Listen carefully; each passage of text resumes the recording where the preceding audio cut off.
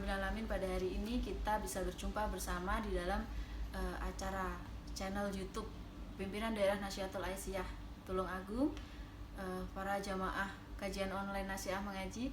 Pada hari ini kita akan membahas tentang virus corona yang sedang menjadi pandemi di dunia pada saat ini.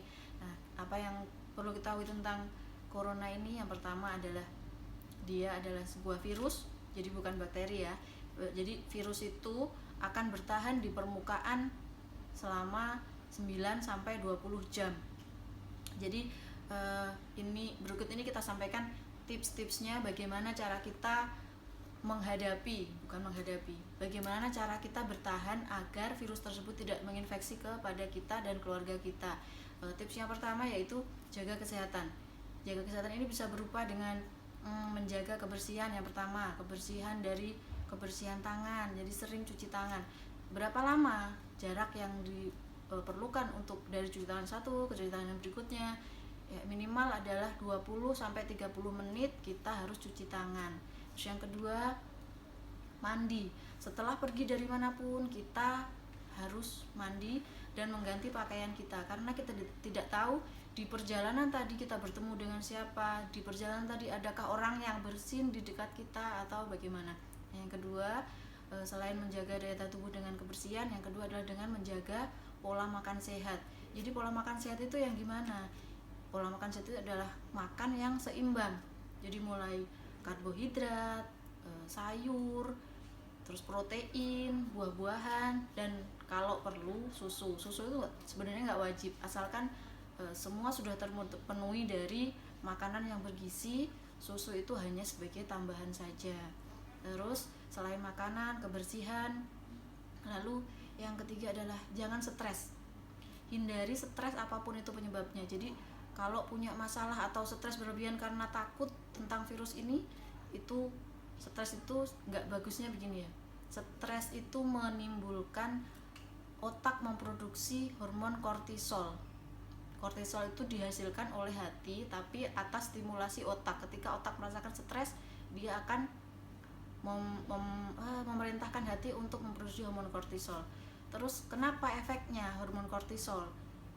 Hormon kortisol itu akan keluar ketika kita stres. Ketika hormon kortisol keluar dan banyak dalam jangka waktu berlebihan, dia akan menurunkan daya tahan tubuh.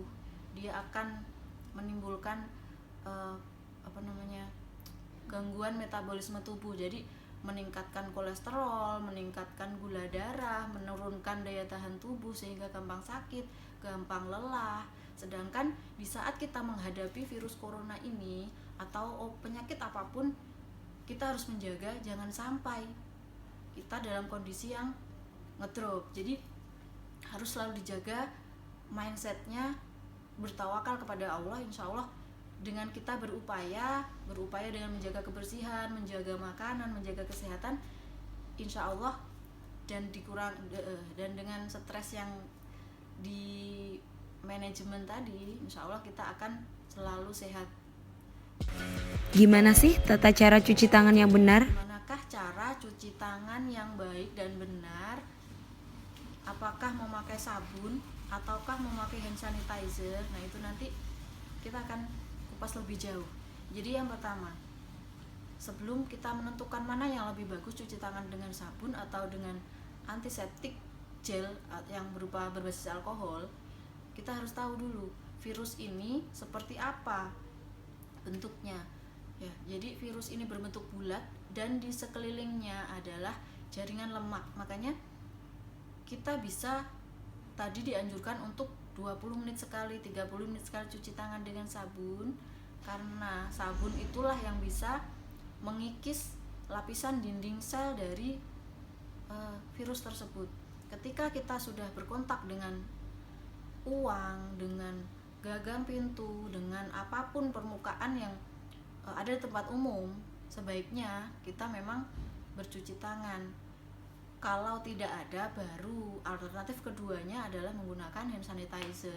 Tapi yang terbaik adalah cuci tangan, karena walaupun tidak ada antibakterinya, sabun saja sudah bisa untuk menghancurkan kuman dari bakteri corona tersebut. Terus yang kedua, ketika dari manakah dia bisa menular corona ini. Jadi ketika seseorang yang sudah terinfeksi, walaupun dia tidak merasakan gejala apapun, dia akan menjadi orang yang bisa menularkan dalam jangka waktu 14 hari ke depan. Jadi misal saya sehat, lalu saya bertemu dengan orang yang terjangkit corona, saya tidak akan merasakan apa-apa, tapi saya bisa menularkan ke orang lain. Maka dari itu, kenapa kita sekarang menganjurkan social distancing atau menjaga jarak. Terus yang kedua, melakukan karantina mandiri ketika setelah kita berperjalanan jauh dari luar kota atau dari luar wilayah Indonesia, atau bahkan hanya dari kota sekitar kita yang itu sudah ada positifnya corona, misal Solo, Surabaya, Malang. Kita harus melakukan isolasi mandiri di rumah. Jadi jangan karena kita merasa sehat lalu kita jalan-jalan, tetap jalan ke pasar, kemana, secara tidak sadar kita akan menyebarkan itu ke orang yang lebih lemah. Jadi kenapa kita harus melakukan isolasi mandiri? Karena untuk mencegah kita menularkan tanpa kita sadari. Itu adalah satu tips kenapa kita harus melakukan isolasi mandiri. Terus jangan melakukan perjalanan jauh. Kalau kondisi seperti ini, sebagaimana yang disampaikan bahwa kalau sudah ada di suatu wilayah yang sedang mengalami musibah, ya sudah, nggak usah pergi kemana-mana, biar di situ aja. Dan orang dari luar kalau bisa jangan masuk, untuk mencegah bertambahnya jumlah korban. Karena COVID-19 ini 14 hari kemudian baru kadang ada gejala. Kenapa kita mengisolasi mandiri? Karena ada orang yang memang daya tahan tubuhnya baik, dia tidak merasakan gejala, lalu ketemu dengan orang yang daya tahan tubuhnya rendah. Orang itulah yang akan merasakan gejala pertama kali, walaupun kondisinya dia tidak dari mana-mana, tapi tertular oleh kita yang baru bepergian jauh. Naudzubillah min dzalik. Terus sebenarnya itu aja. Cuci tangan, terutama yang ditekankan adalah cuci tangan 20 menit sekali, dan menjaga makanan agar selalu seimbang. Jangan terlalu banyak karbohidrat dan kurang protein, dan jangan pula terlalu banyak protein lalu atau cuma sayur aja alasannya diet. Jangan, yang penting semua seimbang. Kalau bisa hindari pergi ke mall untuk berbelanja, maksimalkan apa yang ada di sekitar kita. Demikian tips dari saya, semoga bermanfaat. Gimanakah tips bepergian dengan aman? Selanjutnya adalah tips dalam bepergian. Jadi ketika kita bepergian keluar rumah, apa saja yang kita pakai agar kita terhindar dari virus atau bakteri yang tidak baik yang ada di udara atau di sekitar kita. Jadi yang pertama adalah masker, pertama dan utama. Terus masker ini, masker yang seperti apa? Masker kain boleh. Masker kain itu malah enak, lebih hemat, bisa dicuci ulang. Terus yang kedua, ada masker yang disposable. Biasanya ada merek tertentu yang sedang di pasaran harganya mahal. Sebenarnya bukan karena mereknya. Merek apapun itu dia bisa menahan droplet atau kotoran atau benda-benda atau debu agar bisa tertahan di masker itu, terus tidak masuk ke saluran pernapasan. Jadi masker apapun, merek apapun bisa, asalkan digunakan sesuai aturan. Jadi kalau masker disposable, setelah dipakai selesai langsung dibuangnya ke tempat sampah atau dengan disobek biar tidak digunakan oleh orang lain. Tips yang kedua adalah membawa hand sanitizer. Itu hanya untuk jaga-jaga apabila ternyata di perjalanan kita tidak menemukan air dan sabun untuk cuci tangan. Terus sebenarnya perlu nggak sih pakai handscoon atau sarung tangan karet? Sebenarnya enggak, sama sekali nggak diperlukan dan nggak direkomendasikan. Kenapa? Karena karet itu akan berkontak lama dengan kulit, dan ketika bakteri atau virus menempel di sana akan bertahan lebih lama. Misal kita pakai sarung tangan karet lalu kita pegang uangnya sudah kemana-mana, akhirnya karetnya itu akan dirasuki dirasuki, apa ya kata-katanya. Jadi kumannya akan bertahan lama di karet dan nanti malah akan membahayakan kita sendiri. Jadi daripada menggunakan sarung tangan karet yang lebih berguna bagi tenaga kesehatan yang sekarang ini sedang kekurangan alat pelindung diri atau APD, lebih baik kita kembali ke opsi awal yang terbaik adalah cuci tangan. Jadi cuci tangan dimanapun ketika kita akan beraktivitas atau setelah memegang benda apapun atau sebelum melakukan tindakan yang misal makan, terus minum, menyiapkan makanan, baru saja dari kamar mandi itu harus cuci tangan. Kalau tidak ada baru gunakan hand sanitizer. Terus jangan sembarangan beli hand sanitizer apalagi yang mereknya kita tidak kenal. Yang pastikan cek dulu berapa kadar alkoholnya. Alkohol yang bisa membunuh bakteri itu adalah 70%. Jadi kadang ada orang yang hanya membuat saja tanpa melihat berapa kadarnya yang sebenarnya ada di cairan tersebut. Yang penting dia jualan karena memanfaatkan momen seperti ini yang kita semua sedang membutuhkan, tapi tetap jeli. Memang harganya sekarang tinggi.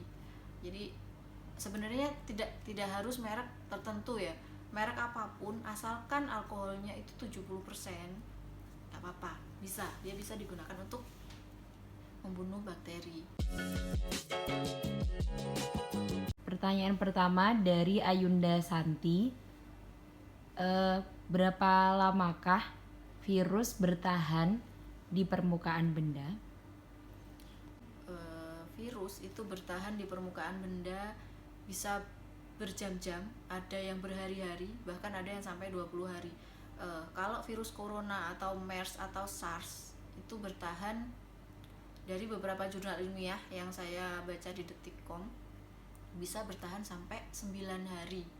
Tapi jangan takut, ketika kita melakukan desinfeksi permukaan, virus-virus yang ada di permukaan itu akan mati. Jadi nanti berkala kita harus menyemprotkan misalnya anti bakteri atau desinfektan. Kita bisa bikin sendiri, nanti ada di video selanjutnya bagaimana cara kita membuat sendiri cara desinfektan alami atau desinfektan kimia yang berguna untuk membersihkan permukaan yang ada di rumah kita. Apa sih permukaan itu? Jadi semua yang ada di rumah, mulai dari gagang pintu, terus kertas, meja, buku, dan lain sebagainya, laptop, keypad, komputer, bahkan HP, layar HP itu juga termasuk permukaan, dimana droplet itu menyebar dalam jarak 1-2 meter.